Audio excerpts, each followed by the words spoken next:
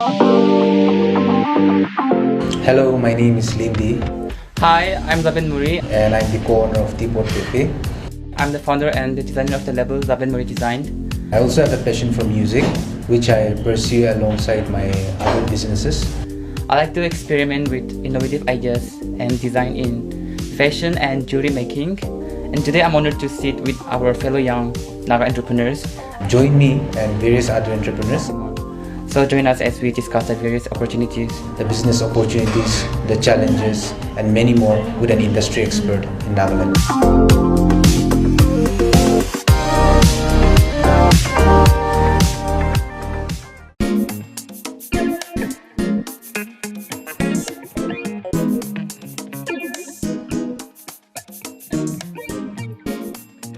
Yes. You're running a cafe restaurant, right? Yes. Yeah, I also have a restaurant, so Yes. that's your hobby. So actually, I didn't start right away. I didn't get right away into the food business. Yeah. So I told myself, I'll never get into the food business. Yes. I'll never get into the food business. Yes. That's what I told myself initially, Mm. and I somehow ended up here. Mm. But initially, like you said, I also started small. Mm. I started with how do I say this? Real estate brokerage company, Yeah, sort of yeah. social media based, finding houses and rent for people in Nagaland. Mm. So I got that concept from while studying outside, Okay. and then I brought that concept here, and I think to my knowledge, is the first social media based real estate brokerage Mm. company where linking the tenants, the owners. Mm. Yeah. So me also, I started knocking on doors and asking whether there was rents available, Yeah. not for me, Mm. but for the people in need. So that's how I started, and then I employed 2 part-time Okay. people for that. Mm. And then I think it was in the month of January 2020 that I brought home on a specific day. I brought home 17,000. Mm. So this is not breaking or anything. So like you said, you were saying you made 20,000 in a week or something. Mm. So that was really a stepping stone, meaning a boost of confidence. Like in a day I can make this sort of thing. Yeah, yeah. So that changed my perspective, my close one's perspective also. Mm. So a few months after that, Mm. our dearest friend coronavirus came into being, Yeah. and I had to shut that down for some time because Mm. people are not letting new people into their houses and all that. So I stopped it for a moment, and then I was thinking what to do after the pandemic.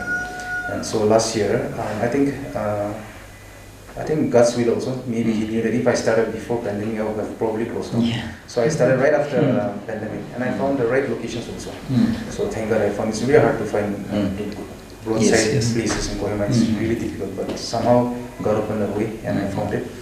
And I actually started with the first small restaurant I started was it's in Timpati.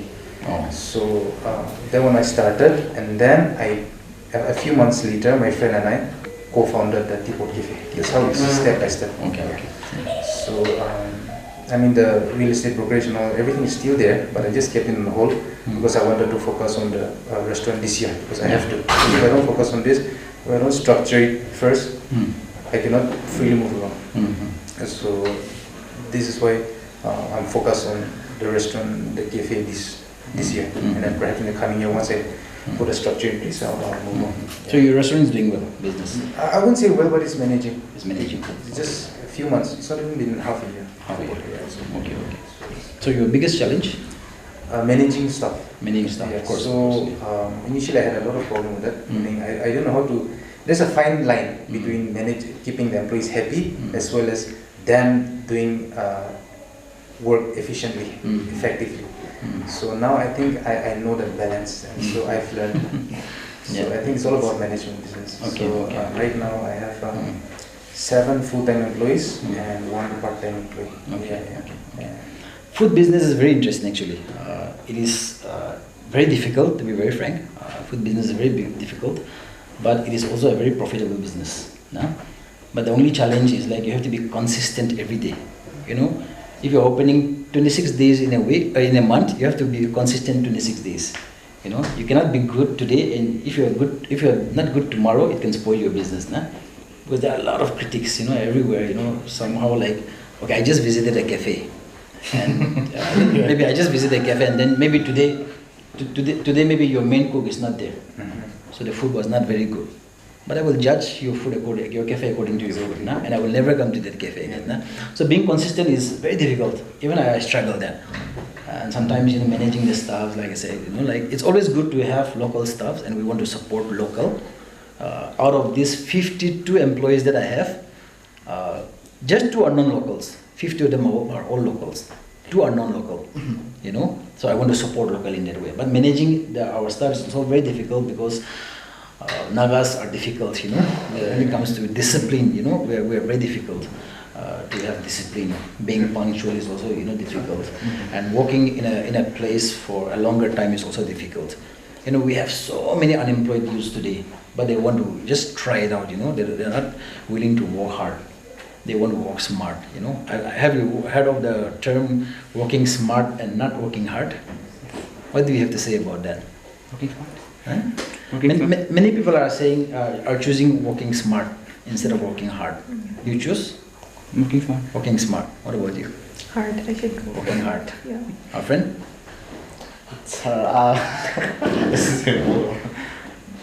This is hard. Working hard, right? What about you? Most Smart. Although it's smart. Smart. Nah? See, I mean, we have different views on that. Nah? I will also choose working hard. Today, now, after working in the business industry for 13 years, I started to work smart now. Nah? But in the beginning, you know, we should always work hard and not work smart. Work smart. Nagamis the smart is like chalak, you know. So when you start your business and you try to work smart and you don't work hard, then there's a very risky thing also. You know, you will end up, you know, so like I will always advise, when you start your business in the initial stage, work hard, very hard, and not work smart, okay? Because if you want to substitute hard work with smart, you know, you will end up fooling others at the same time. That will not be very nice, right? So work hard, and only, you know, after, you know, you get to a stage where you have learned enough and, you know, you have your experience, you need to start working smart, sorry, you know. So I have, today I have 4 schools, I have about 52 employees, you know. I need to work smart because I cannot go to every place in a day, right? My schools are in different locations, my cafe is in different location. So I cannot be everywhere in a day. So I need to work smart in that way, nah?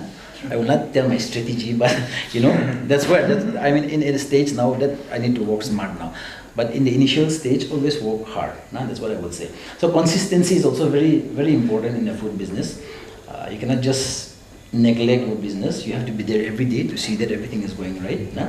Even I struggle in my business. So, you know, sometimes when you are not there, a lot of things can go wrong, right? So I always, you know, there are a lot of food delivery apps these days. I always order from my own cafe through the app. My employees will not know it's my order. So sometimes, you know, I keep trying my food, you know. Sometimes when the food is not up to the mark, I will, you know, go and scold them. You know, they don't know how I got the food and all, nah? But I keep doing that. I keep checking on the food quality of the food, nah? Which is very important. And even the cleanliness is very important. Maybe that day your staff is having a bad day, maybe not well, so she forgot to clean a particular table properly. Some customers will come and then, okay, this restaurant is so dirty. Nah? They will give a review on social media, saying, you know, food is not good, it's not clean, just because of your mistake on that particular day, and it can spoil your business that way. Nah? And there are so many restaurants especially in Kohima now. No? If you go to jail colony, you'll see a lot of restaurants and cafes, right? Some are doing well, many have closed, many have changed ownership as well. The reason is like we don't have the population, right? We try to copy, you know, what people are doing in the cities. There's a whole street where, you know, food joints are there, no? But they have the population. You know, every time you go to a particular restaurant, you know, it's all full, you know. But in Nagaland, we are trying to do that, but we don't have the population. And we don't have the culture to going out and eating, right? No matter how busy we are, we go out and then we always come back home to have our dinner because that's our culture, right? So in the afternoon, we go to a restaurant just to have some snacks, you know, have a meeting, meet friends like that, nah? But every day going out for dinner and lunch, that is not in our culture. So that's why most of our restaurants are struggling, you know, because we don't have the population and all the restaurants cannot be filled up with customers every day.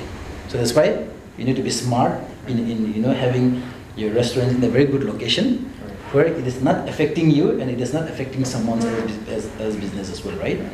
So that is also very important in running a business, right? Yeah.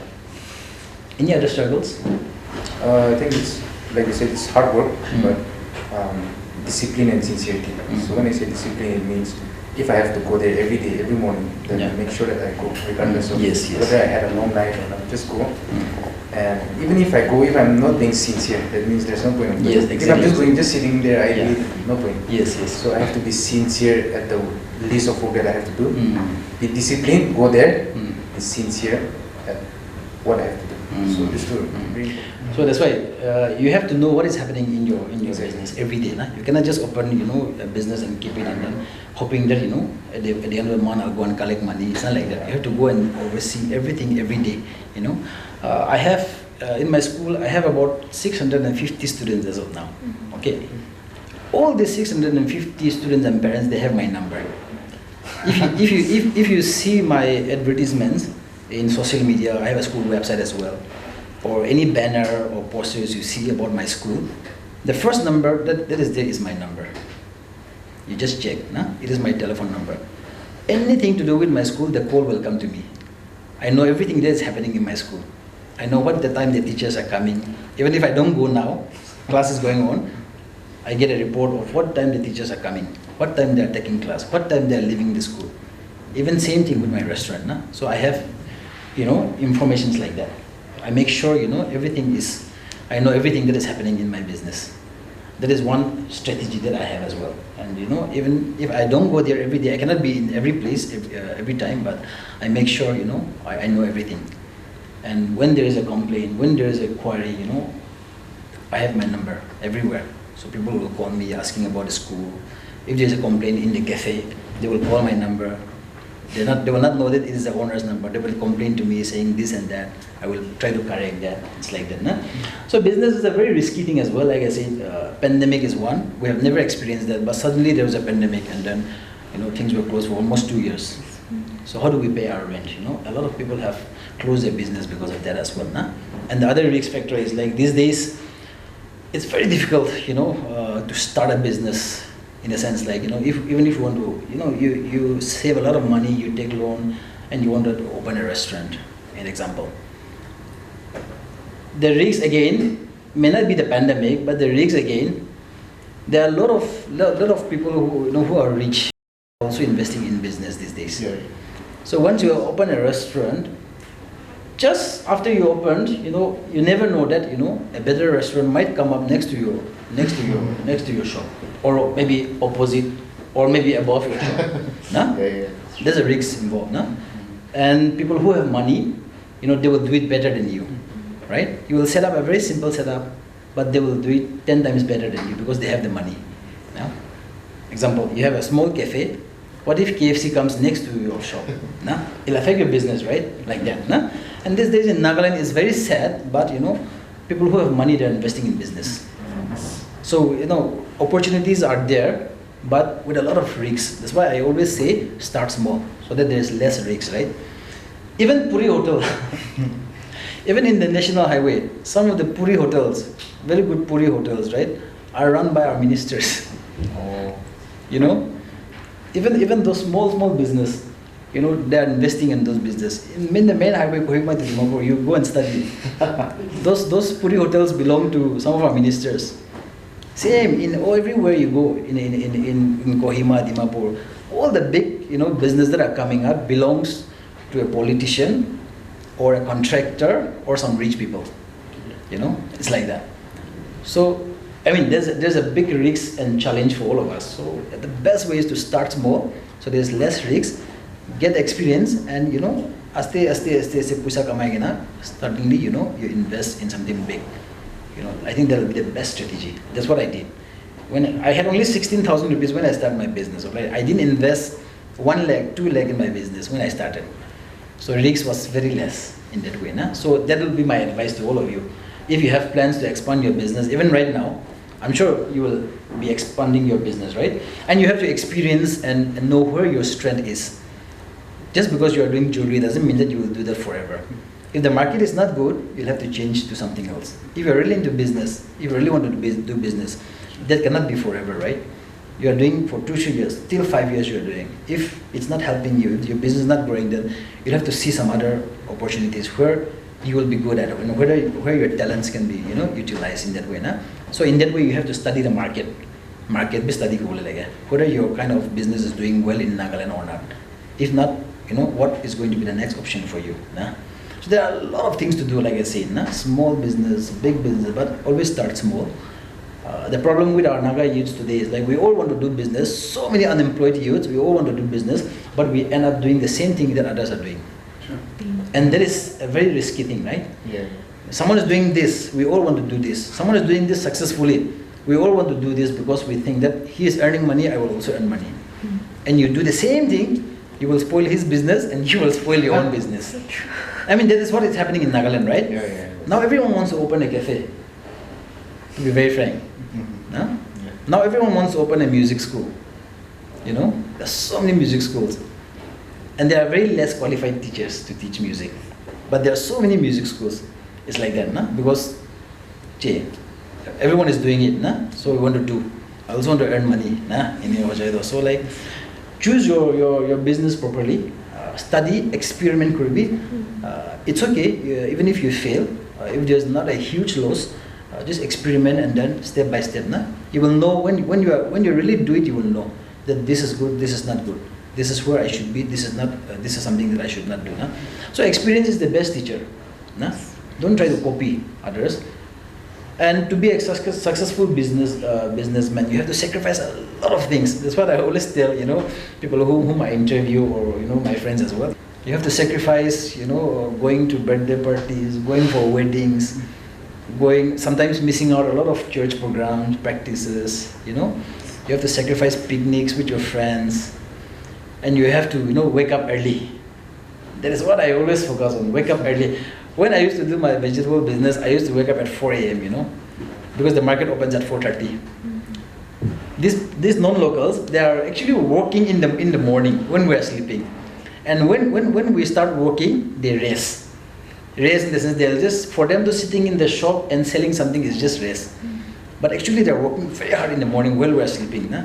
If you go to the market, in supermarket, BOC, anywhere in Dimapur also, go to 4 a.m., 4:30 you go. There'll be a lot of people very busy during that time because that is where the market is opening. Na? You are exchanging, you are buying things from them, and then that's why you are setting up your store like that. Na? So waking up early is also a very important thing to be a successful businessman. Na? So you'll have to sacrifice a lot of things like that. So for me, like, I'm also very active in church. Before, I'm also active. Till now I'm active.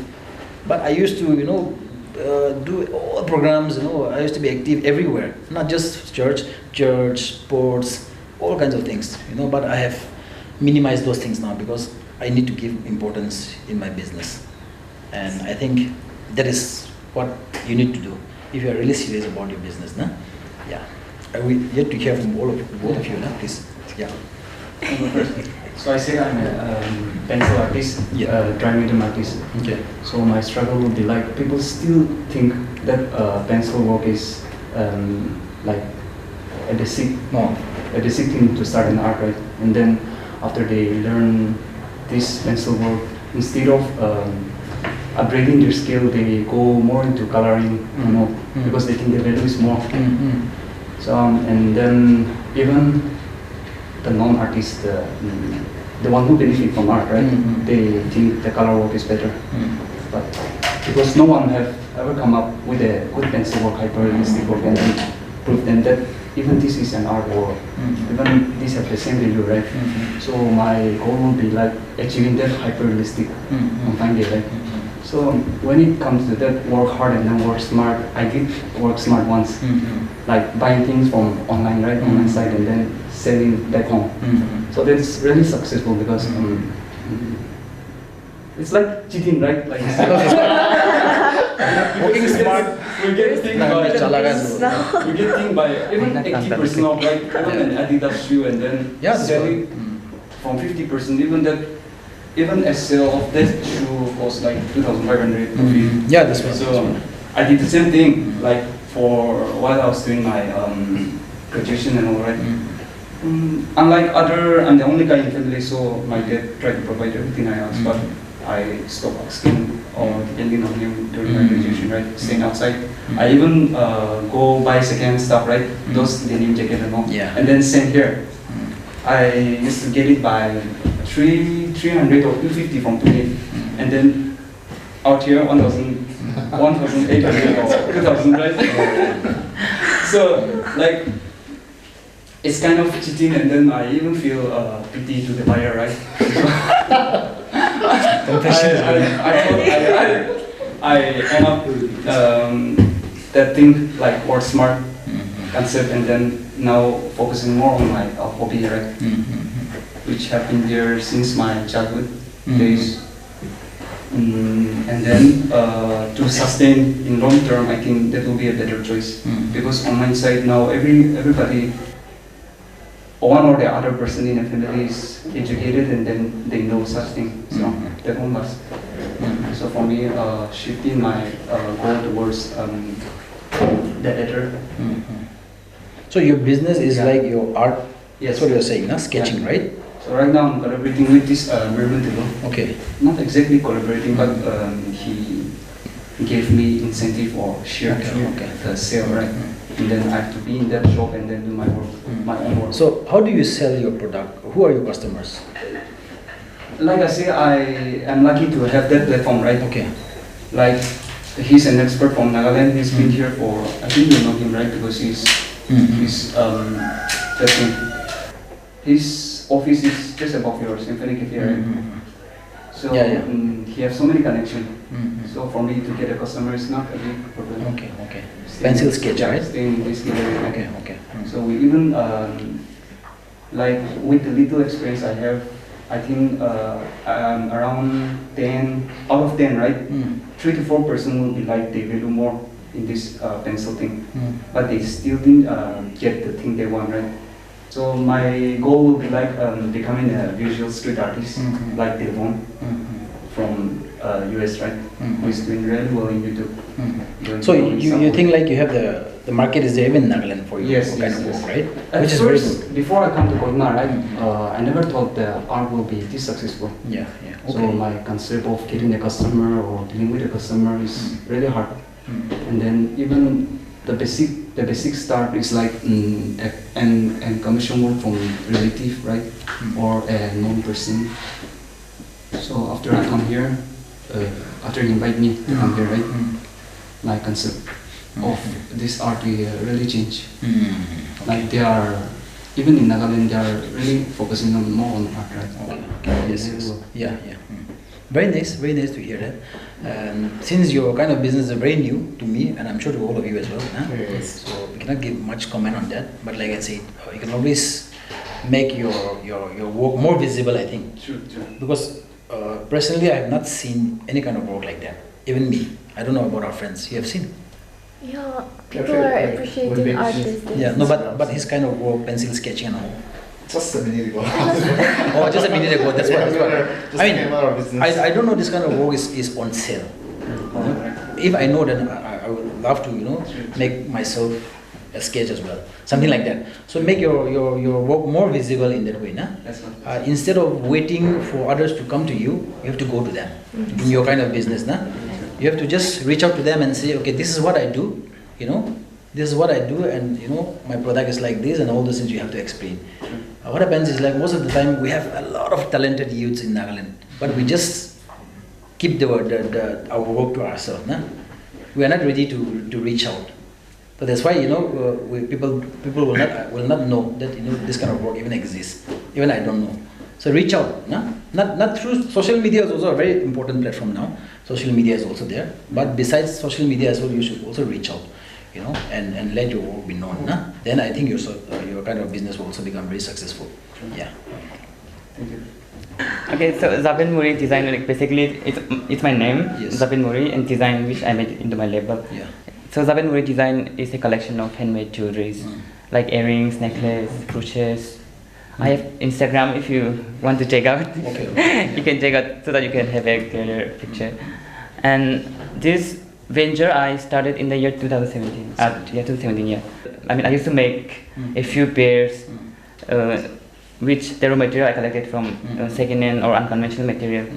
I used to make tools, and I used to sell it to my friends, to my classmates, and I even sell it to my lecturers. Okay. Yeah, I used to go to their staff room and sell it to them. Like I'm sure that they will buy my accessories and they will, they will buy for their daughters or they will buy for themselves. That way I started the art of selling and making was started. And with that process, I also created this page in Instagram, Entrepreneurship Design. Till this year, I own a very humble store in Dimapur. Store, okay. Yeah, store. It's based in Dimapur near Sabjotinali Junction. Okay. Yeah. And what are your struggles? As of now, I think since I opened this physical store, I feel like I'm also struggling with the staff management. Right now, I haven't employed anyone, but I feel like I need to employ it because I'm doing it all by myself. I'm more like one-man army brand, Entrepreneurship Designers. So I'm doing from finding the material to delivery. Yes. So I feel like I'm struggling with staff management. And how are your jewelry priced? My jewelry prices start from 100 to 800, or it depends on the customization. Okay. And how do you sell or even promote your product? Only through Instagram? Initially, with the help of my friends, my lecturers, and yeah, I also opened a stall, a pop-up sale like that initially, and with the help of Fusion Store Dimapur, they gave me a lot of exposure. After collaborating with Fusion Store, I used to have a lot of clients like Pan India, like Northeast or outside Northeast. That's why, that's how I got the promotion. So now you're also reaching out to your own customers and selling it on your own, right? Yes, and you also have a store now, right? Yes. Of course, we need to have employees, one or two also. But if you are able to produce 100 maybe necklaces or rings in a month, when you have employees, you'll be able to make 200 because you can give more time in making your things, right? You don't have to worry about going around selling all those things, right? So I think you need employees. Nah?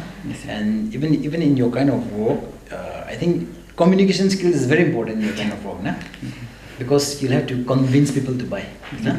Just like other product may not be very good, but when communication skills is very good, they can convince us to buy, right? So even that is going to be very important in your line of work, because jewelry actually is available online. If you search necklace, you'll be thousands coming up in online, even in app. So why people should buy your jewelry? Of course, one reason people are buying your jewelry is also because they want to support you. As a local, they want to support you. But of course, that will not sustain your business, right? Every time when you come and say, please help me buy this, every month I might not buy, right? So you have to extend, your market to such a way that even people who does not know you will buy from you. So I think like in that way, the same concept, that I was telling her, selling in bulk is always the best. Okay, our problem in Nagaland is like, of course, we always talk about supporting our own local entrepreneurs or like that, but most of our items are overpriced. That's what I feel. Sometimes when my friend comes and sells me something that they have made, I willingly take it, but it's overpriced sometimes. The same product, I could have got it by maybe by 50% less if I buy it, from the market or online. So it's always overpriced. So there is a problem. Your friend may not directly come and tell it to your face because it's your friend. But most of the time it's like that. So that's why when even if we buy from our own local entrepreneurs, sometimes we deep inside we complain saying that, okay, this product and this much they were spending. So second time they may not buy. But it's always good to keep the price low and selling it in bulk. That is always the best advice I will give it to you. That's what, like I said, Vishal they do. They sell in bulk, and that's why it's cheap. So tie up with again like events. That's what I'm saying. One event could be Miss Nagaland, where I'm also the president of BSN. This year I give some of my jewelry to Susanna. Yeah, that's one. So you give some free jewelry also, and that's why you're getting promotion. And in the event, maybe if your jewelry is priced at 500 rupees, you can sell it at 250. So if you are selling 100, if you can sell it 300 there, it's still the same. Nah? So in that way, nah? don't overprice it. At the same time, you need to reach out more, not just mouth to mouth, but also go to bigger events and then do a lot of partners and all. Nah? Branding, I will say something about branding as well. Branding is very important. Digital marketing is also very important, but depends on what kind of business you are doing. Nah? Depends on what kind of business you are doing. Some business, even without digital marketing, they are doing successfully. Some business, it's important. I'm not saying digital marketing is not important. It's very important. But even in Kohima, I'll take an example of Kohima. A lot of restaurants, like if you see ABC Hotel or even this Tibetan Tashi Dilek and everything, who are running, which hotels are running very well since the last 10 years, they don't have even a social media page, example. So they don't need social media. Their customers are different in that way. No? But a lot of business will require a lot of digital marketing, and branding. Branding is so important, when I say branding, it's not just about social media. It's about making your brand visible everywhere. I was just discussing with Wabang before we started this as well. In Kohima, especially in Kohima, when you see a lot of events, you will always see my logo there. I do a lot of branding in that way. Visibility is very important, We could be friends, but if I don't see you for 1 year, then I might forget you, right? Nah? Very good friends, but you're somewhere else. I'm here in Kohima.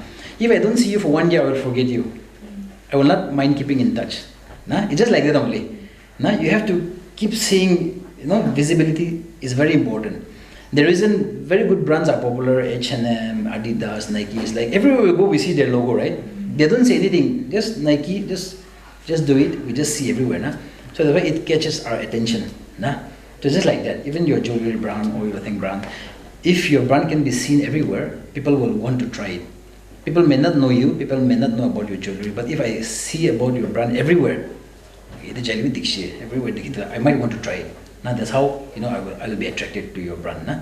So branding is very important in that way. We always think about only Instagram and social Facebook, but it's much more than that. Nah?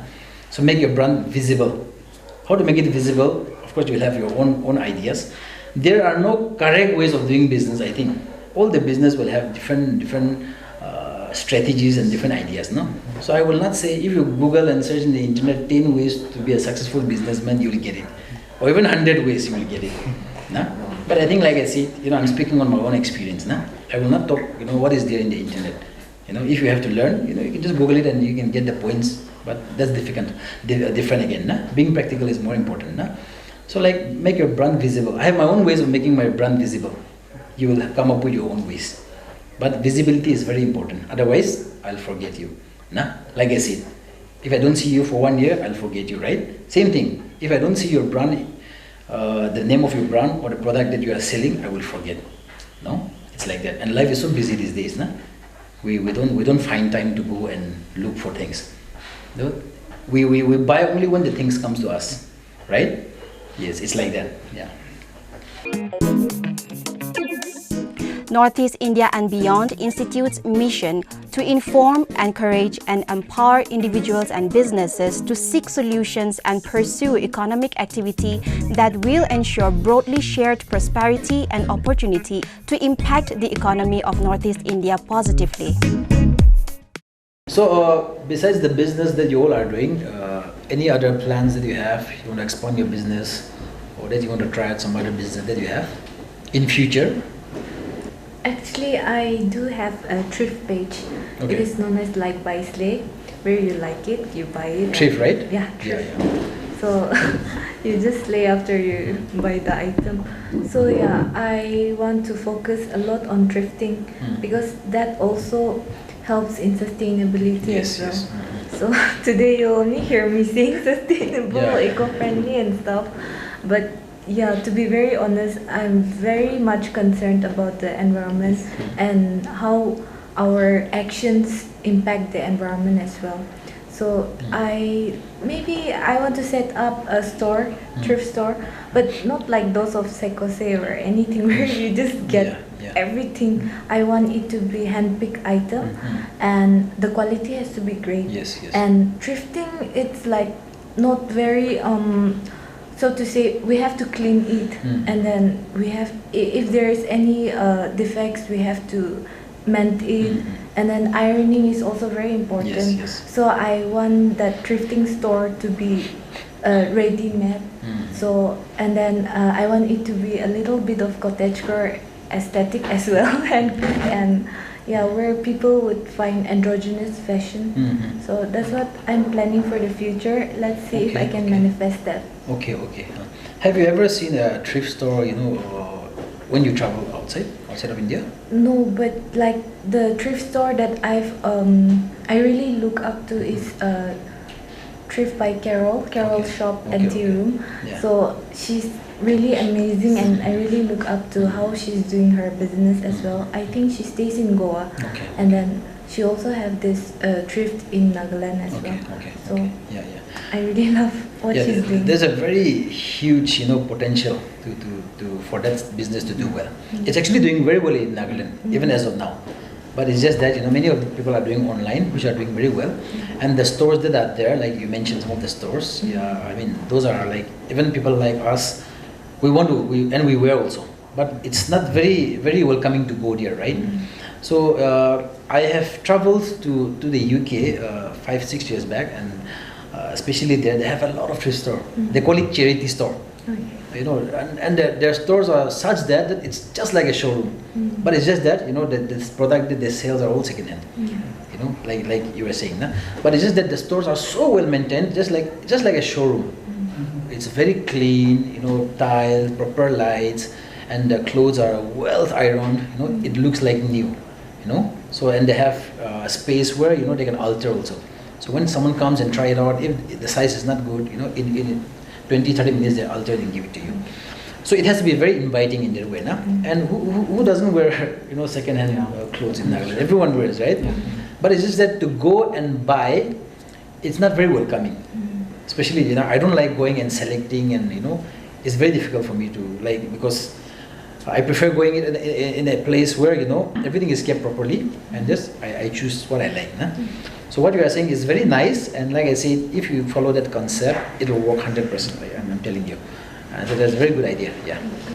For me, like in the coming days, future, I want to try like farming and then agri business like that, like where people like, especially are taking up like a tree for well like that, where you can plant the tree and then as well you can get like from the fruits you can get the like all those income, and then even poultry farming, like fisheries and all those. I think these are like very profitable and then very promising business to earn. Yeah, of course. So even Kohima, even one piglet, when they get piglet, they're able to sell even from one pig, they're able to sell like 1.5 lakhs. So if those pigs like are able to have 5 pigs or like that, then they have the potential to like generate 5 lakh income per 5 to 7 lakhs, like even like from the piggery farm and all, or like even poultry. I see like it's a very profitable business when they start laying eggs and so on. Like their eggs are very costly, and then I've heard a lot of like good stories for that. Like they're able to sell eggs like even in terms of legs, like revenue they're able to generate like that, or even in farming from like making yamchak or like lachi, all those like they're able to export and then make a good revenue in terms of core like so. I think this is very promising business plan in the venture. I should say that. Yeah, of course, potential is there. If you can produce genuine local products, we were talking about pigs, right? Genuine local products, and obviously it's 100% guaranteed that your business will be successful. There are risks there as well, like the flus that are coming. Risks are always there, but in every business risks are there. But if you can provide genuine local, then obviously I'm sure it will work 100%. Nah? The ones that we are getting now in the market, now suddenly all the pork shops have become local pork shop. I don't know about Dimapur, but Kohima, all the shops are selling local pork shop, and none of these are local pork. These are all imported from neighboring Assam, Punjab. They bring it and then they feed them for about 1 week, and then it becomes local pork. To be very frank, all the local porks available in Nagaland, especially in the commercial market, are not local. Is there a policy Are not local. in Peck district that only really local porks pigs are to be allowed? Like CPO, also some public organization, they have like restricted the pork like from outside. We cannot import that. Then we cannot even export, so that the economy is confined to the like specific like area. So your district is doing that, right? Yeah. Which is very good actually. Yeah. But if you can, like I say, if you can, provide genuine local products, it can be pigs, it can be chicken, anything. Nah, I'm sure it will be 100% successful business. Risks are there, like I said, but farming is a good option. I always believe when it comes to farming, may not be animals, but it can be vegetables. I always believe, our farmers are getting underpaid. I don't know. I believe like that because now support local. I'm sure this question will also come later, but support local. We want to support local, but do we support our local products or do we support our local people? That is one thing. Because like our farmers are selling it to everyone. Now today, if you see in the market, non-locals are selling local products. If you go to BUC, our Raja Marchas are sold by non-locals. Even our local alus are sold by non-locals. So we want to support our local people, but it's just that we sell it at such a cheap rate that they are making a lot of profit by selling that vegetables, right? And then even a bunch of vegetables, that we get it in the market, they put it in a bunch and it's sold by 30 rupees. When you buy 2, you get by 50 rupees, even today, right? Yeah. But the same one, the bunch, they are buying it by 10 rupees, 12 rupees, 15 rupees in the morning. Again, if you go in the morning, 4:30, the farmers will come and they sell it. So our farmers are underpaid, I should say. But the sellers are getting, a lot of profit. So I think that supporting local, I think that's very tricky in a way, like I say, because most of the non-locals are selling our local products. So when we buy from them, again, instead of supporting our own farmers, we are supporting them in that way. No?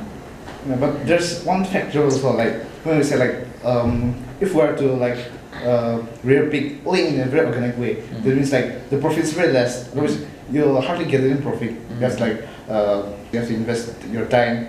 It takes even 1 year or 1 year to make even 120 kg for that pig to grow to that extent. So and then you have to burn firewood, all his feeding, and if all the hard work will be invested, then at the end the profit is not there.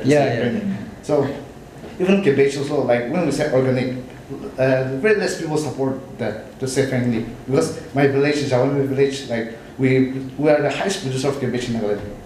We produce more than 1 CR of cabbage in a year. We supply to Assam and Dimapur and so all those. But like he said, it's underpaid. We don't get the market, and then people want to buy the cheaper one. Even if Assam cabbage is coming, they are able to grow big cabbage with fertilizers and so on. So they are able to produce 3-4 times more than the local products. They are able to sell at a cheaper price. So people prefer the non-local products.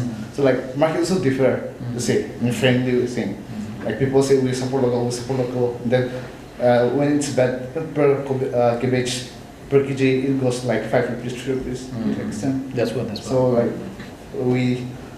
what do I say? People doesn't support market exposure is not there, or see all those factors. So there are a lot of issues also. We need to have a good marketplace. We need a lot of support from different areas for that. So when we say local, it's not that it's easy to say, but practicality is hard also. Yeah, of course, it's very challenging, and I'm sure there will be some ways where we can change even this as well. I think the farmers, of course, they might not have time to bring their product and sell it as well. Otherwise, the best way will be if they can bring their own product and sell it themselves. Nah? That way, I think they'll be able to make profit as well. Otherwise, like I said, it's very cheap that they're giving away their vegetables, and then the people who are buying it and selling it to us are the ones who are actually making a lot of money, and not the real farmers. No? So that is a very sad thing. There's always a way. So I'm sure we cannot discuss all these things now, but I'm sure there will be a way to deal with this as well. Hopefully. Yeah. I think there is an opportunity there for the connection between the farmer and the towns. For example, a business person like you, if you're able to aggregate from the different villages or from Sabame, lot of cabbage and you're able to bring it and sell it wholesale market perhaps in Kohima or Dimapur. Yeah, we do that. Yeah. Like when the season comes, like lots of people like some people they will come and then see the field itself and they say I'll pay this much for this area. Then they'll come and take like we used to call in our language tika like nah. Then like they will come and see that. But then still that like cabbage is like too much cultivation are there like at the same time like from Arunachal the cabbage will come or like from Assam so like they have a cheaper price so we have to compete with that price only not with the organic price. So the market price doesn't differ. The people want the cheaper one. So that's the issue. Having fertilizer they are able to produce much more. So see like I think you really need to brand it very well that is pure organic and then not target should be not Nagaland only but outside because outside people are crazy about non-organic organic vegetables. One thing is like it's just like the durability is very less. Like within some few days it gets something. So that is also one like factor affecting we cannot like store it and then when the market is good and so like that. So that's the main issue as well. And we Naga people, we only go for something that is cheap. But organic is something that will really help our health issues. Huh? So I think people need to be awake about the good things that this organic plantation is doing for our health and life expectancy as well. So when people know in-depth detail of organic things, they'll be willing to spend more money on that as well. But like 80% are like they prefer the cheaper one and only 20% who are concerned about the health they prefer the healthy. Yeah. So the market scenario is like it'll take some time for that. Yeah. It may take some time. Well, let's see what happens. The tricky thing is also like in Nagaland we don't produce everything, right? Some of the vegetables are not available. That is also another thing. That's why a lot of vegetables are coming from outside to Nagaland, and then when we go for shopping, to buy vegetables, we prefer buying everything, right? But when we go to the market, we'll just get some leaves and then some things that are available. Yeah. Like in Nagaland, the most talk about in business is like taxation. Like we have a lot of fractions. Like hospital, I think now it's around 15, 16.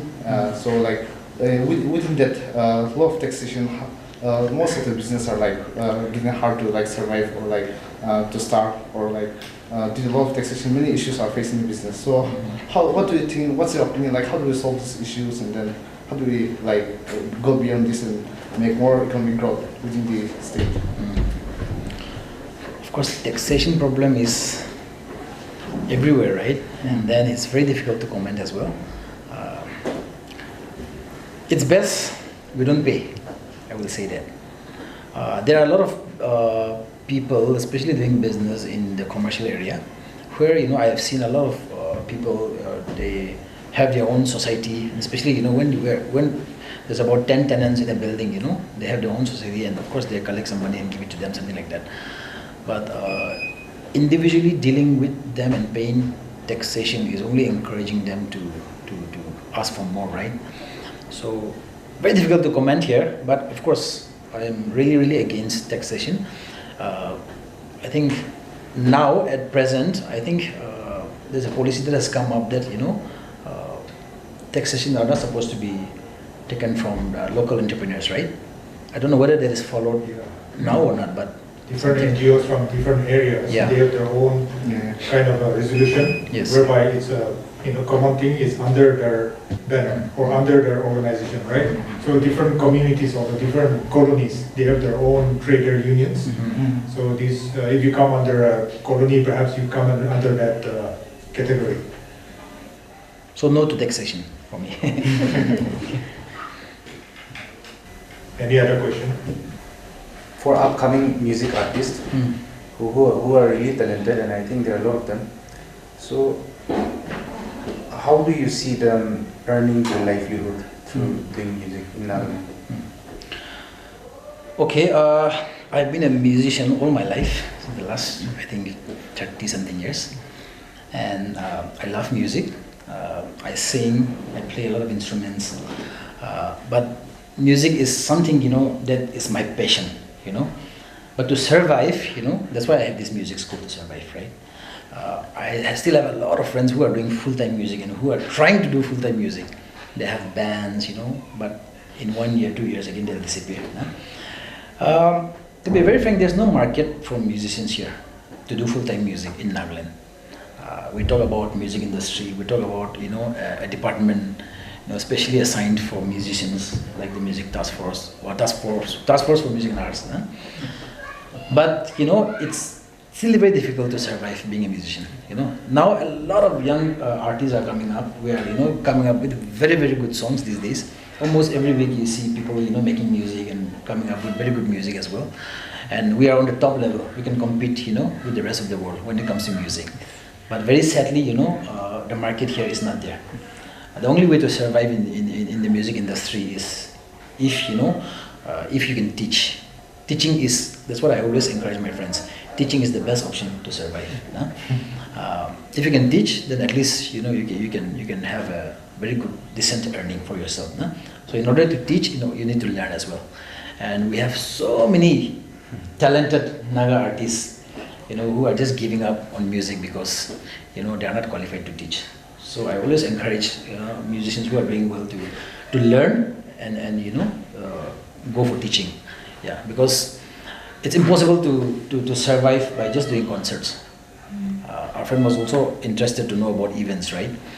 For a band or an artist to do a concert, outside Nagaland, when an artist or when someone does a concert, that's how they earn their money, right?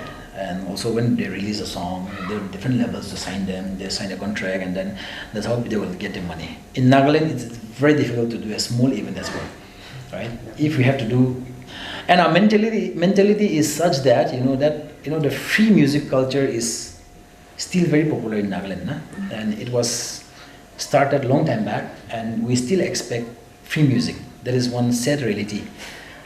We can spend a lot of money eating pan or this Rajnigandha even costs about 100 plus, right? I was quite surprised.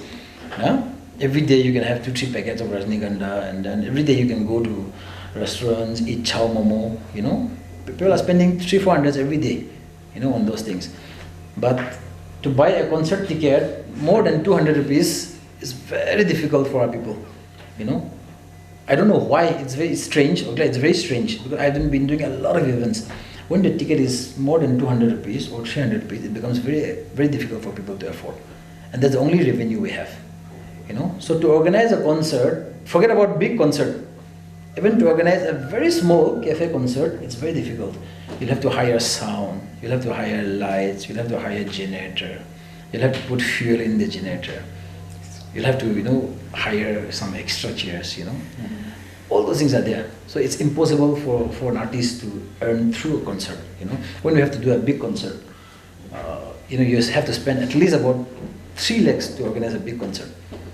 And when you cannot sell your tickets, the revenue is impossible to collect. And one very big problem that our events are not doing well, our musicians are not doing well, is also because, I hate to say this, but it's also because of the Prohibition Act that is there, right? A lot of music and outside Nagaland, I'm talking about outside. I don't support alcohol at all. I don't drink, but events, music events and alcohol, I think they go together. When it comes to shows, a lot of shows outside Nagaland that are successful are not because of only the tickets, but because they sell alcohol and they get sponsorship from alcohol. But in Nagaland, since it's prohibited, and I'm not supporting lifting the Prohibition Act. I'm still against that. But since that is there, it's very difficult to earn through events by doing a concert.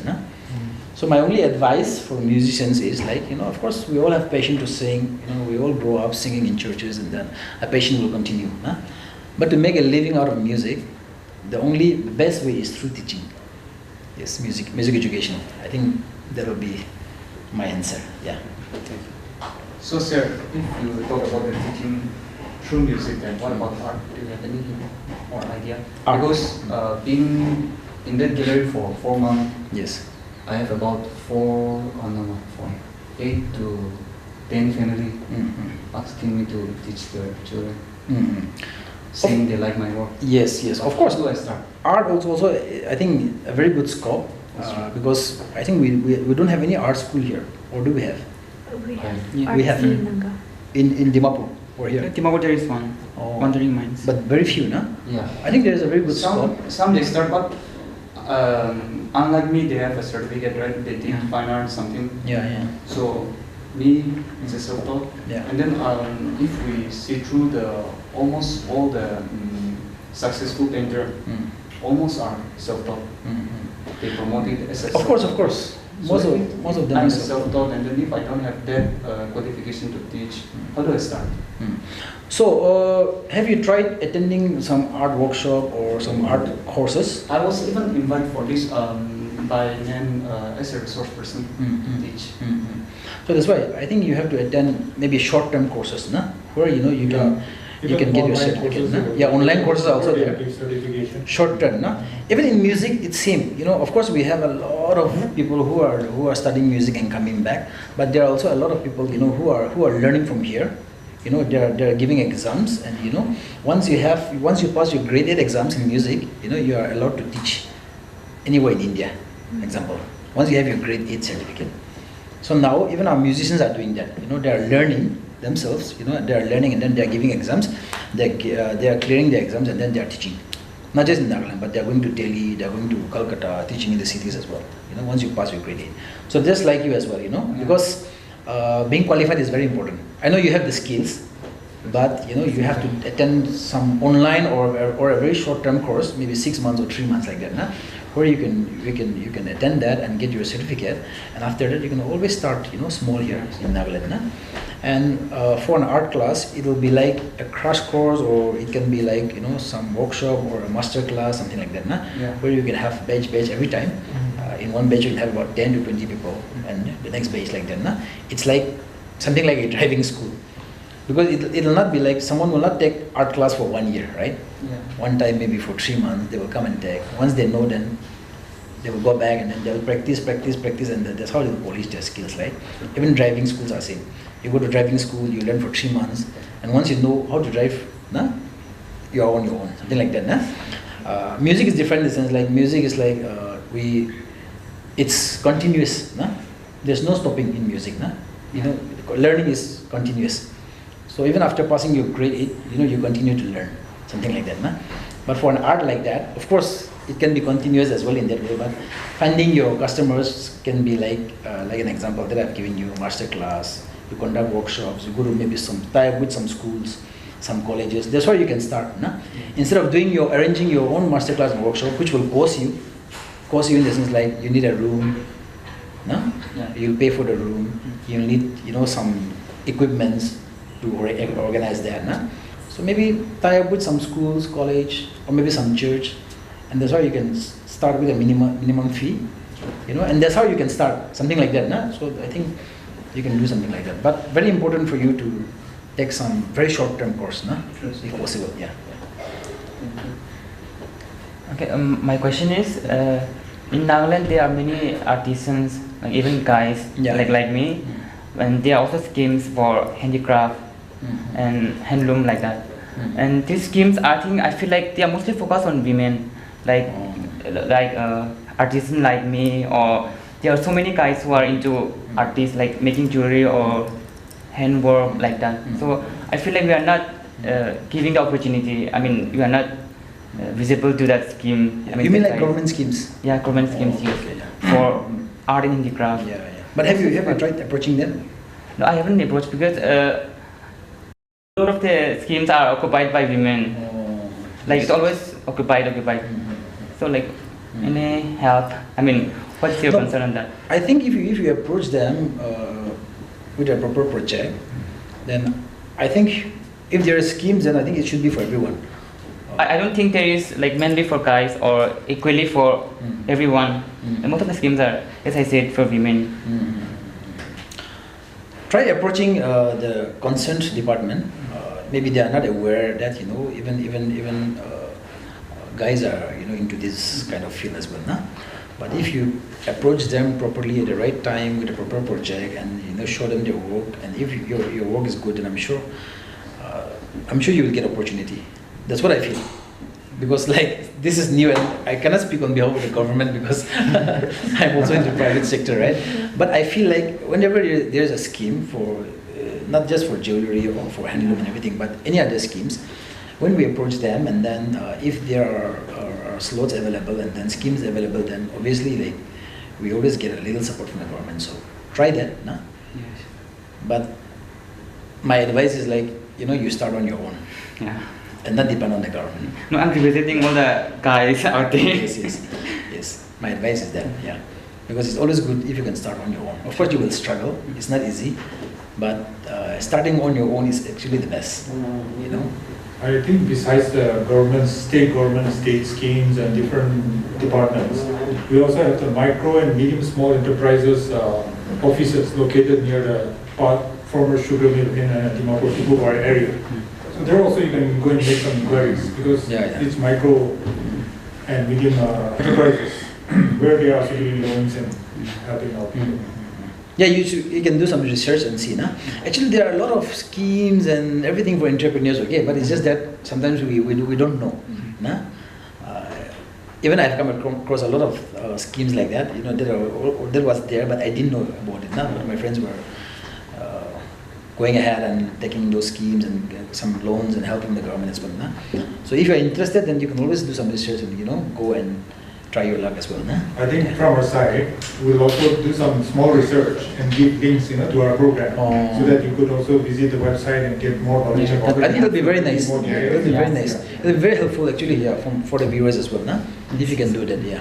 Definitely will do that. Sir, like you said that business has its own challenges. So in your life, since you're like inclined in so many business now, have you ever faced that overwhelming failure in your life and how did you cope up with it? We want to know. Yeah, in the beginning, when I started, I'm also a postgraduate student. Like, most of the Naga youths, we all want to graduate and do our post-graduation and everything. Nah? Not knowing, what you will do after you graduate. Nah? I was also one of those. So in the beginning, I really struggled, even to start my own very small business. After I came back from Pune, after I did my post-graduation in the 2007, for about 1 year I was unemployed, and I felt very bad. And small jobs, I had to do.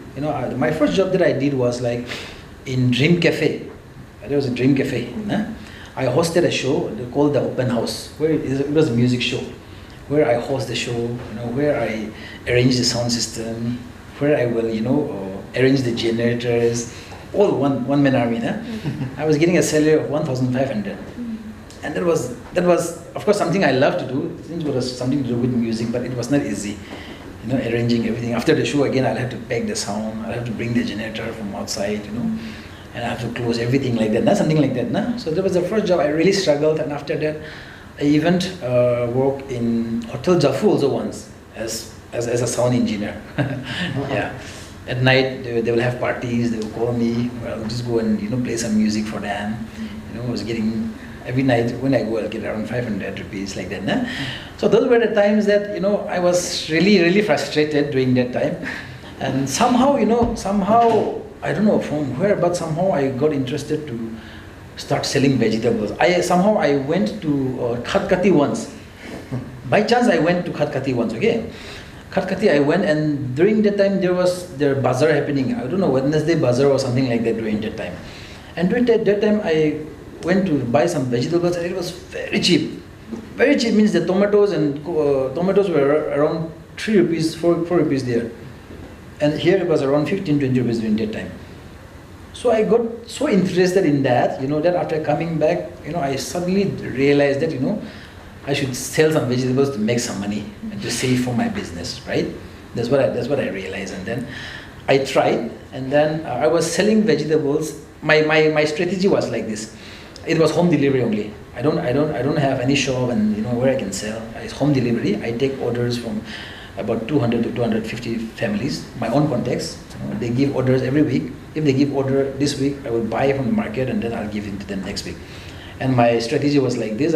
I will buy the vegetables and I will sell it 2 rupees lesser than the market, and also free home delivery. Who will not take, right? That was the strategy. I say I'll give you vegetables 2 rupees lesser than the market price, and I'll give you free delivery. Everyone was like, I want to take, nah? It's like that, nah? So that's how I started. And initially, after doing that for 1.5 years, it was not easy, in the sense like, that time I had a car, Swift car, second-hand Swift car. I had, and then in this car only I had to go back, I have to go and buy onion, 3 bags, come home, again go and take cabbage, like that, come home, like that, and then come home, and then some family will order like, of course, 1 kg of onion, 2 kg of tomato, 1 pav of garlic, 10 rupees worth of chili, something like that. So I have to again do all the measurement and then put it in a bag and then again deliver it once a week, but it was very, very tiring. But I think that has taught me a lot of lesson when it comes to dignity of labor. I realized, that when we work hard, there's always a reward. So I think during that time, I really had a lot of problems and struggles because my family started getting worried because I was always selling vegetables. Whenever they see me, bringing a lot of vegetables in a place and trying to sort out, the bad ones, I'll keep it, and then trying to do this, and they felt sorry for me, I think. They will come and help me like that. All the family members will come and help me sort out these things. So that part was very challenging for me. But again, money was coming. 4 times means 4 times in a week means, one times in a week means 4 times in a month only I'm delivering. And money was coming. So I was quite happy. But again, it was very challenging because, again, family started feeling sorry for me, and then, they thought, this was something that was going to do forever, right? And I love doing that because like it was something that it was like a turning point for me, Earlier I was like a person, I was also like a person that I wouldn't want to do government job, or if I do something I want to start with a big showroom, something like that. Though I did not have money, that was my concept. I didn't want to do this kind of job because always ashamed of what my friends will say, But this job has taught me a lot of lesson, and then I really enjoyed doing this work because there was a turning point in my life where I learned to work hard. And then after 1.5 years, I wanted to continue doing that, but I really had an interest to start a music school. That was my vision from a long time back. So after saving a lot of some money, I decided to start that in 2011. And I did not start that as a business in the beginning. I wanted to continue my vegetable business, and then I wanted to start this music school so that I can help a lot of people. Like I say, during that time there was no school. There was one school, Ministerial, is still there, and mostly focused on classical music and all. So I wanted to have all contemporary classical music. I wanted to have exam centers here in Kohima. I had a very big vision. So it was struggling, but at the same time, I could start, and by the grace of God, I don't know, and I did not expect that this business will become this successful. It was not a business in the beginning, but now it has become a business. It's also a ministry for me because I believe that music is a very good ministry. So I always encourage my students, my teachers, to invest their talent to glorify God, something like that. So my struggle, during that time when I was selling my vegetable, that time I really struggled because it was every time when I had the pressure to, when I get orders, sometimes orders comes, sometimes I had to sell 2,000-3,000 kilos also. So when big orders comes, I always get scared because every time again I have to do. I had a small Swift car, like I said, and it can carry about maximum of 3 kilos of onion like that. So it was very challenging, but very interesting because there was a life lesson that I learned during that time. And then after that, I handed over my business to another friend who wanted to do it. So I handed over to him, and I started my music school. But sadly, again, after some time, he could not do it because it was very challenging. It demanded a lot of commitment. It demanded a lot of hard work. So it was like that. Yeah. So my challenges in my business life was only during that time. And after opening my music school, 2 years was not easy for me, the first 2 years, because I had to go through a lot of explanations, really giving, because music education is such that, sometimes when we talk about school here, because music education was very new during that time, 2011, it was very new. Home tuitions were very popular, if you remember. Even I took home tuition. In your neighborhood, someone will be playing the piano, you will go for home tuition, but school was very new. So when we talk about school, people think that, we go every day to class because we go to school every day, right? And we stay from morning to evening, and then we pay a fee of about 300 during that time. And music being very expensive, because expensive in the sense like, we have very less qualified teachers during that time. And when they come to our school, it's very expensive to have them. During that time, I was charging around 800 rupees. That was my monthly fee. And in music class, what you do is like, you come for music class only once in a week. Only once in a week you come. And that also you take class for only 45 minutes, even today. That is how it works in music. No? You don't need to come to class every day. No? Once a week is more than enough. Because it's not just about learning, and knowing in your mind, but it's also about practice as well. No? So you learn in one class and then you practice, and then you come next class and you learn something new, something like that. No? So when people came to know that, when I started music school, there was actually a rush actually. Okay, in within 1 month I started having around 50 students like that. But when they came to know about the fee, many people scolded me also, especially parents. No? They thought like coming once a week class, and also for 45 minutes, and the fee is 800 like that. No? So it was very challenging in those 1-2 years, because I had to explain to them this and that. No? It was very challenging, so many people scolded me because of the kind of fee that I was charging, and they expect their students, their children to come every day, because music school and school is like, they thought it's same, nah? Going to school every day. But coming once in a week and taking 45 minutes, nah? Like it was something that they could not take it, and then they started questioning and everything. Nah? But over the years, I think they obviously understood, and then in the last 6-7 years, no complaints. Yeah, so those are the initial struggles that I had. No? Yeah. I think in a way it paved the way for many other music schools. Yes. Yeah. And like Mele is saying, he has a lot of employees with him in his music schools and also his cafe.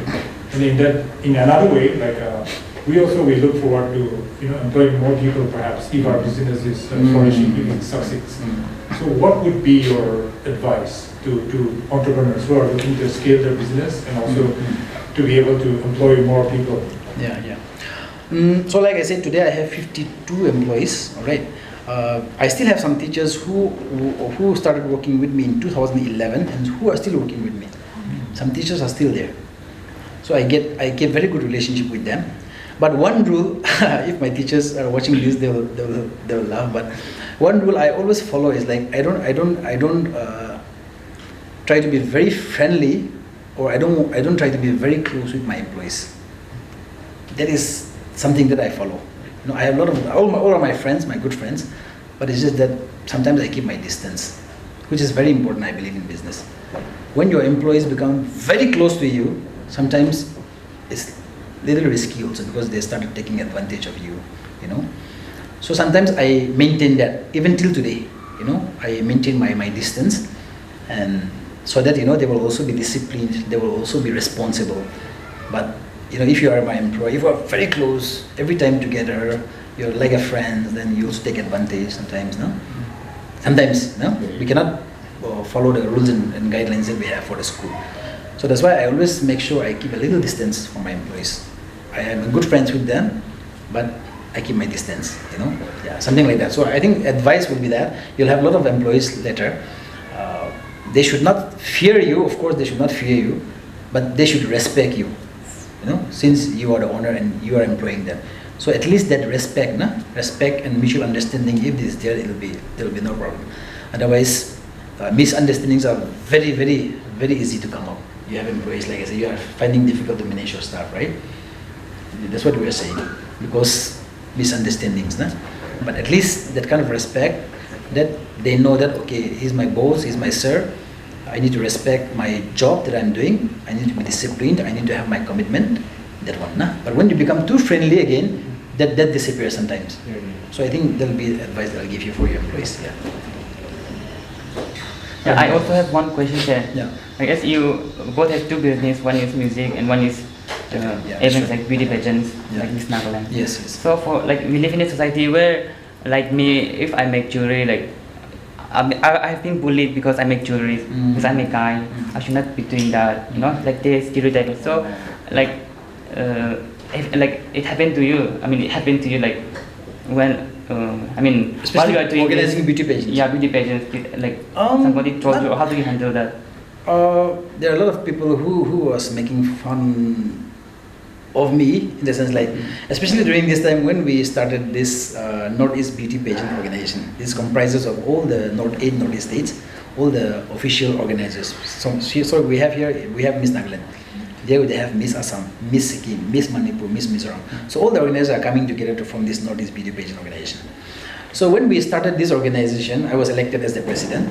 And when we advertised this, surprisingly, we were not aware, because we were also coming to know each other for the first time. I don't know who was doing Miss Mizoram, I don't know who was doing Miss Arunachal. And here in Nagaland also, the Miss Nagaland organization, me being a male and being the president of the organization, I'm only the second male president. There was always ladies leading the team. So in that Northeast Beauty Pageant organization, surprisingly, all the presidents were male. So we posted that advertisement in social media, and people were saying, no, like it's a beauty pageant, and why only male in the team and all those things. A lot of people were talking about that. But at the end of the day, we should not take criticism so seriously. People will say what they want to say. We cannot please everyone. The only explanation I gave to some of them is that it's good that the males are actually working to empower the woman. And we cannot give a lot of explanation. But like I said, that happened. Besides that, I have not experienced any bad thing in my life. Anybody, any questions? Okay, let me ask one more question. Yeah. Like Sir have said, like business is not for everyone. Like business is also very risky. So that's what we know. Then our own friends, like we may start our business in like so from starting we may start in the same way. But at the end, like people like in different fields, they have different level of success. We should say like they are very successful, and then at the same time your own friends who are starting at your same age may not be that level of successful.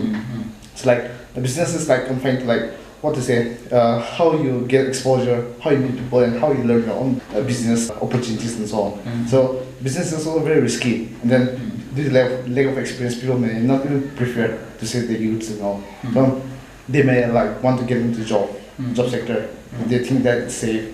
So how do you like balance between these two? Like he doesn't know how to do business, neither he have any like funding or like to do business, no ideas. Then he would prefer to do like job. So like how do we balance all these two between these? I think it will depend on the individual. Okay, and like I said, business is not for everyone, but it also like depends on what kind of business they are taking out. That's why I told in the beginning also to try out a different kind of ventures and see where you are good at. If you try 3-4 business or 5 business, if it's not working, then it's not for you. But of course, if you work hard, then I think I'm telling you that you'll be successful. Working hard is the key, I think. Not working smart, but working hard is the key. If you are hardworking and if you are dedicated, whatever kind of business that you start, it will be successful. That's what I feel. And we're talking about jobs. Of course, everyone wants to do job. You want to work in an office, or you want to be employed, in a church, or you want to be employed in a good office. But everyone is not going to get that, right? Because our population is such that everyone cannot be accommodated in a government office, or it cannot be accommodated in a private, because we don't have industries, we don't have any companies here. So the only option that we get is to maybe to work in a mall, to work in a restaurant, If you are not going to be your owner, you have to go and work for someone, right? So the small business, you have to earn in that way. So I think it depends on the individual. For a person like me, even if I fail in this business, I will start another business. The market is such that I cannot guarantee that my music school will run for, it's 11 years today. Okay, 11 years already. I cannot guarantee that my music school will run for another 5 years. There's no guarantee in business. Suddenly the market might close. People might suddenly start losing their interest in taking music classes, and it might close next year also. Something like that. Because there's no guarantee in business. But even if this business does not do well, I will start another business for a person like me, because I know and I'm interested in that. And today, if I'm offered a job in an office, which will not happen, but if I'm offered a job in a government office to come and be the director of the office, still I will not, to be very frank. If I have to give up my business and go and take up the job, for a person like me, I will not do that, because I know that, I love doing music, I love being my own boss, and there's job satisfaction here. If I have to work in an office, I'm sure there will be no job satisfaction, So being satisfied in what you are doing, I think that's the most important thing. We live only once, right? We live only once, so work is an important part of our life, Of course, doing other things, families are important, socializing is important, getting married, having a family, these are all important, all part of life. But job satisfaction, I think that is very important for me, for a person like me. If I'm not satisfied by the things that I'm doing, even if I'm earning money, I don't think, that'll satisfy me, and I'll not go for that. No? So for a person like me, even if my business fails, even if my cafe closes again next month, I will do something else. There are so many things to do. Okay, so that's why I always scold my friends sometimes, because some of my friends who have studied with me in Measure, in class 10, class 12, in Measure, okay, some of them are still unemployed and sitting and giving NPSC exams since the last 8 years. So I've tried to convince them, but they have that mentality that, I want to work in government office, something like that. Nah? But there's so many things to do. Like I said, if I have time, I'll still do more business. In fact, I'm working on 2 of my business again as we talk. Yeah, I think like you said, if only we have the right mindset for business, there's so much opportunity, but our people are not making use of that. And also, like you said, I totally support him what you said, that you have to really have a real interest for it, and only then you do for it. You have to have a heart and passion for it. For example, I was also, when initially I started after finishing my mass media, I came and opened like an audio rental shop that was in the Kitty Market complex. So we used to hire out the speakers and amplifiers and take it out and starting with a few of them, just to do 1 or 2 mics. Initially we did that, and then after that we got a small mixer, and then we used to go and do these rentals in colleges or places like that. So like that, it happened like that, but I was not fully interested in it, because I also did my training in media and my heart was in media. So only after that, you have to have a real interest in it. If you are going to do business, it will demand a lot of you, so like a lot from you. So you have to have interest in it. And another thing is that business specialist, the Shark Tank, Kevin O'Leary, he was saying that you can start many businesses, but if you start a business and within 3 years it is not working, then you leave that and go to another business. If it is not successful, if it is not profitable, because business people, like, you will fail sometimes.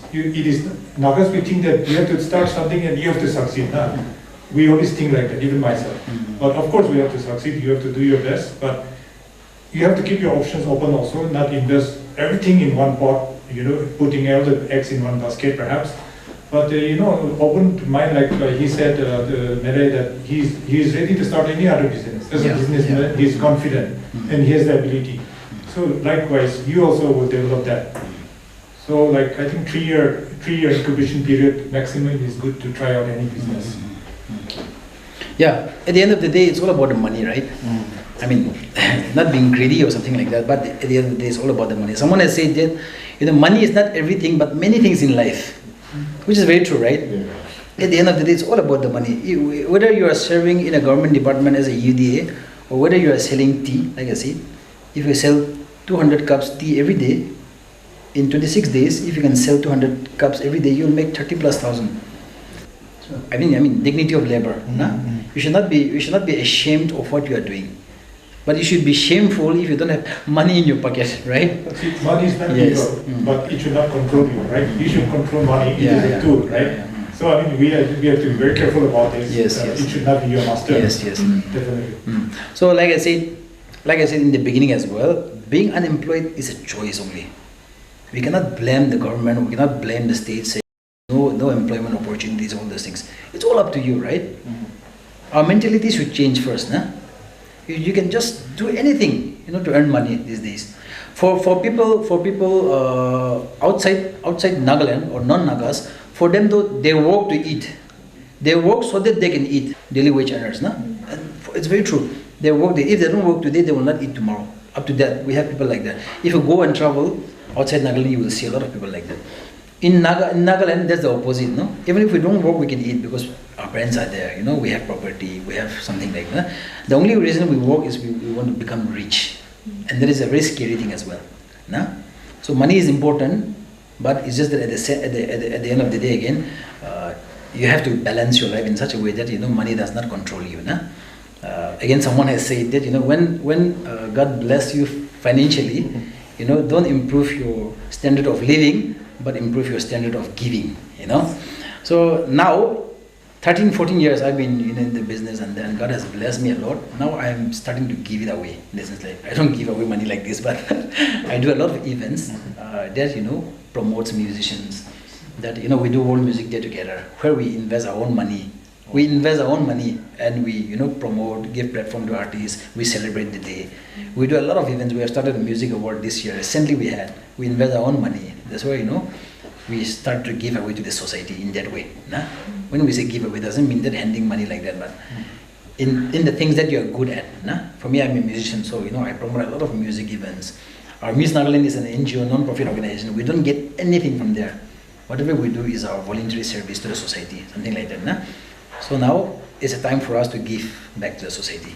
So same thing, no? All of you will also get an opportunity to give it back to the society later, no? Sir, as an experienced person, and then know anything about our society, right? Can an artist survive only through making art in Nagaland? See, if you really want to be an artist and only depend on art for your living, you have to be very good. If you are just ordinary, you will not be able to make it. My very honest opinion. You have to be very good, because there are a lot of good artists who are still struggling. Because you have the talent, you have the skill. You can make the best art, but you need buyers, right? You need people to be able to buy it. There are a lot of artists in Nagaland who are very good. They are finding difficult to sell their product. So that's where sometimes, you know, doing a hornbill or art festivals or art gallery, where they are happening. Nah? So you need a lot of communication as well. Not just your work. If you draw and if you make an art and just keep it, it'll not help you, right? You need to go and market your product. You need to be able to go and sell your product. So you have to do multitasking in that way. You're an artist, but you have to be good in marketing as well. You have to be a good seller. You have to be good in communication.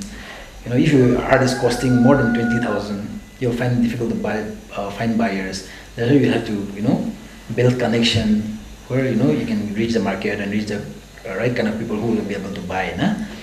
So you have to be good in it. That's what I'm saying. Nah?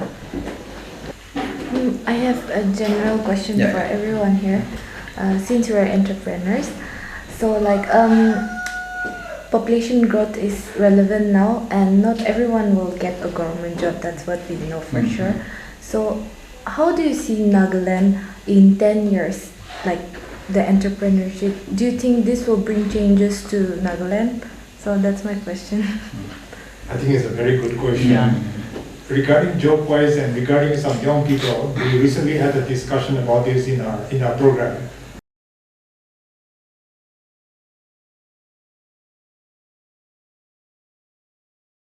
So within the next 10 years, I think it's very difficult to say, but you really need to look technologically wise also. But again, be very balanced, practical and technological. It has to be, you know, half perhaps. Or really try to upgrade yourself, your skills in whatever particular field you are in. And if you feel that is where you can go, you need to go all out. But if not, then you can leave your options open also, and then take another course or another, because courses are already available everywhere now. I mean, you know, international courses about any topic, any subject, right? So upgrade yourself, train yourself. In the next 10 years, right? I mean, sometimes it's scary to think also, okay. Right now, our present generation, in the last few years, and especially during this pandemic, there are a lot of entrepreneurs, you know, who started their business during this pandemic. If our state, if it goes like this, you know, we'll have more and more entrepreneurs, more businessmen coming in the next few years from within the state. Because, like I said, like For us though, that is our calling, our vision to be a businessman, to be an entrepreneur. But many people, for them, this is the last option. They're trying to do something, getting government job, do something, and then when they cannot do it, they're entering business. That is the scary thing. In the sense, like, at the end of the day, if everyone is doing business, who will buy, right? If all of us running food business, we'll have very less customers. When I have a food business, you will come to my restaurant, you will eat, so I have customers like that.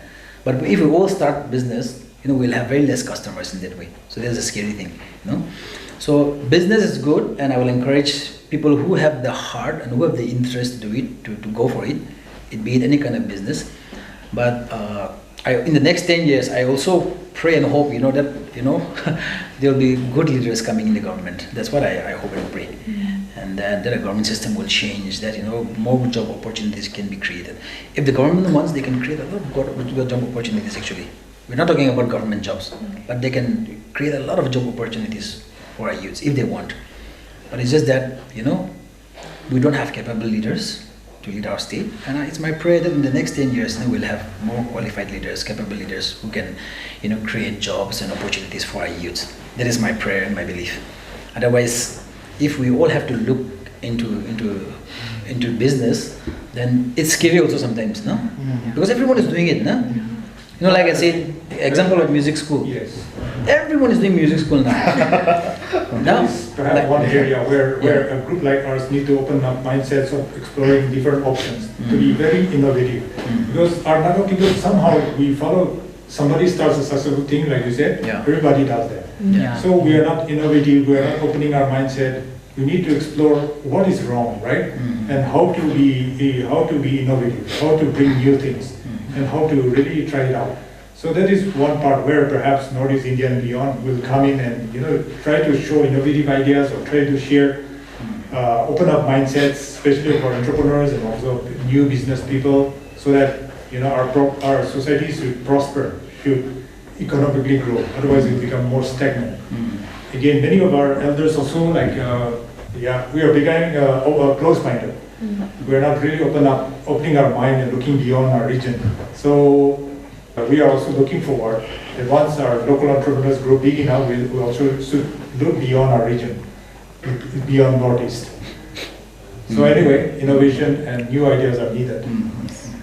One factor, what I observe within 10 years is artificial intelligence, internet, and then technologies are really changing very fast. To say, we have Uber, or in the past we used to book train from the book flight ticket and so on. But things are changing. My trip and all those apps are coming, or even taxi, and then cashless. So I think we need to flow with the technology right now to survive in 10 years. What I feel is like that. To survive after 10 years, I think technology and artificial intelligence are going to be much affecting our society one way or the other. So I think we should really go with the trend. That's what I feel. I'll add to this. I really hope, and pray that, in the next 10 years, our market, our business market, and everything is not controlled by non-locals.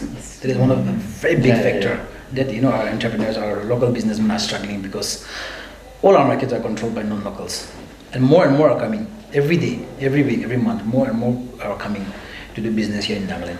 So if you cannot control that, then it's very risky for our own people to survive, right? Because to compete with them, it'll take some time for our Naga youths. We have the talents, but we don't have the discipline, we don't have the commitment, like how they do business, right? So it'll take some time. So we just hope that, we will find a way to stop, people from outside Nagaland coming to Nagaland and doing business. I just hope that we'll find a way, and I just hope the government will find a way to bring changes in this area especially, so that our local entrepreneurs, our own people can be successful in doing business. All of us are in that business, we deal with people, and every day we meet. I mean, all the clients are not same, right? Some are very friendly, some are not so friendly, and it's like that. So how do you handle when such situation, ugly situation comes out, while dealing with him? Customer service. Yeah, customer service. Yeah. In all business, I think the number one is customer priorities, customer service. That should be the number one priority. If the customer is not satisfied, then your business will never grow. Nah? And actually, we Nagas are very bad in that actually. Our customer service is really bad, you know. So we need to work on that, because that is the most important when you do business. Nah? Customer service is the most important. Customer is always right. That's what we follow. Nah? And it's okay. And it's okay to follow that rule. Nah? You may run in low sometimes because of a customer, but you know, we should always treat the customer well. You know, sometimes you may not have very friendly customers. Sometimes they may be wrong. You know, human beings, everyone is will make mistake. Sometimes it may not be our fault. It may be their fault. But when you are running a business, you should treat the customer well, even if you are running loss because of them. Nah? So that will be the number one priority. Customer service is very important. Yeah. Customer service. Customer service. Yeah. I think a lot of so-called Naga local businesses are ruining the reputation of a lot of good Naga entrepreneurs as well. For example, you'll find on the streets in the evening, if you go there, they'll be selling all this local lassi, they'll say exactly. And saying that it's local, please buy, support, and all that they'll say, they'll have a tag, and also we'll buy. The incident is horrible, and it's not good for the price. It's not good for the entire business sector, the entrepreneur sector in Nagaland, because it ruins the reputation. Yes, and you see a lot of the comments on social media, on Facebook, on the Naga blog, the Nagas, whatever, and then some of these so-called local entrepreneurs are ruining the reputation of the genuinely interested up-and-coming entrepreneurs who really want to make a difference. Yeah, that's right. So I encourage the viewers, the customers to not group us into that same category. Yeah, not all of us are like that. Yeah, it's because of some modern tomatoes, a lot of the reputation, local mango, we don't want to buy local because it's so expensive. We don't want to buy local because they just want to make profit real quick, in a day, in a month, right away. So maybe give the up-and-coming local entrepreneurs a chance also. And I don't know how we can regulate that sector, that area where they call themselves local entrepreneurs and they dupe people into buying their stuff. Something is to be done about that as well. Yeah, we have to be honest, right? Honesty. Yeah, I also experienced that just last week. I was coming on my way from Dimapur. There was a lady selling corn. So I asked her, what corn is this? And she was saying it's sweet corn. So I happily bought and came, and then I tried at home. It was not sweet corn. There was no sweetness at all in the corn. Huh? Something like that. So I mean, next time I will never buy, if someone is selling from the road. I will not buy because it was a very bad experience. So I think being honest is also very important. And then another thing is being confident. I think that is also the key. You have to be confident, when you are running a business. You have to know your business in the sense, like, if you are running a hotel, you have to know your menu. You have to know what is there in the menu and how it is prepared. You have to be confident. Nah? An example again, during the pandemic, I wanted to have butter chicken. Example, okay, it was a real experience. So they have posted an ad in social media, So I ordered through phone. I called the restaurant and then I said, "Can I have 2 plates of butter chicken delivery?" And that guy he was not confident at all. He started saying, "Our butter chicken is not real butter chicken," something like that. He said, "It's just not the tandoori one, but it's just that misalnya fry urina reala say something like that, nah." So who will buy, nah? I said, "Okay, I mean, ni chari divina." I said, "Okay, I will not buy." But he said like that very surprisingly, and in a very big hotel. I told one of my friends also regarding this. In a very big hotel. In that sense, you have to be confident. No? You don't have to fool people, but you have to be confident with what you are selling. No? And then communication is very important, and confidence is very important. No? Yeah, in supplement to him, I should say that is happening a lot when we come to like poultry or even farming sectors, because in our village we have the village council, we have a policy that no one in the village will use fertilizer. So we used to have the pure organic one, zero fertilizers. But people, when we come from our range, our people, those people, they'll say, itulah pasti lah, even though theirs is the chemical mixed one, fertilizer. So they'll come down, they'll to some certain extent this will damage the reputation of our people. So organic as well, they say it's organic, but the test is not up to that. So that's affecting a lot. And it's not easy to control those, to say frankly. The only way is like have a certain trademark or logo, then you patch it up, and then you do electric. Otherwise, we cannot bring the lab and test it and see the risk. So building trust is also very important. Nah? What you are saying.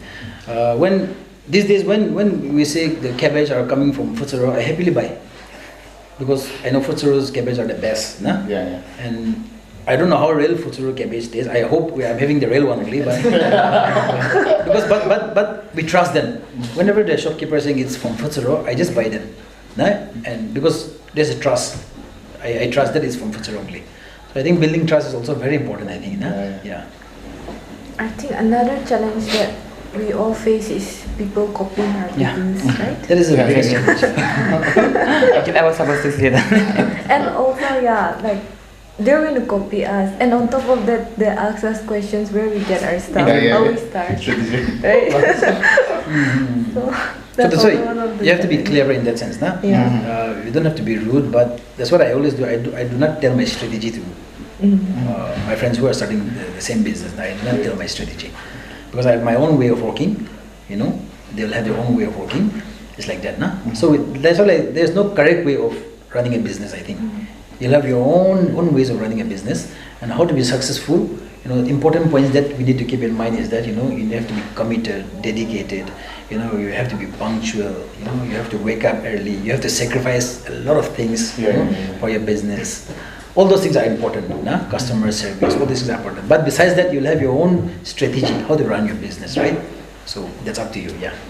I think copying is also mostly happen in fashion industry, in drawing or making jewelry.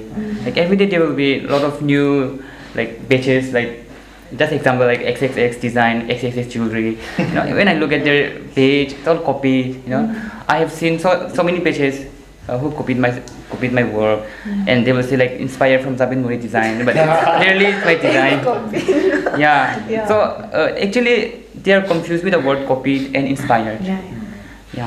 Inspiration is like you look at something and make something new from yourself, and that's how you get inspired. But copying is they will copy the exact, and also they are ruining their prices. If I'm selling one pair of earring by 200, they will copy the exact pair and they will sell it by 150 or 100. So they are also ruining the market. It's hard to stop that unless you have copyright or patent. It's not easy. So actually, in business, competitions are always good. Okay, healthy competitions are always good. When you don't have competition, you don't improve. Your quality will not improve. But when you have competitions, you also improve. Nah? So healthy competitions are good. But like I say, copying and doing the same thing may not be very nice, because it might not be good for the person who is doing it. At the same time, it may not be good for yourself who is doing it as well. So you kill their business and you spoil your own business as well, something like that. Nah? But if you can have healthy competitions, where if one is having something like here, if you can find a good place where it will not disturb their business, and where your business will not be disturbed like that. Nah? But what is happening is we do the same thing and we do just next to each other.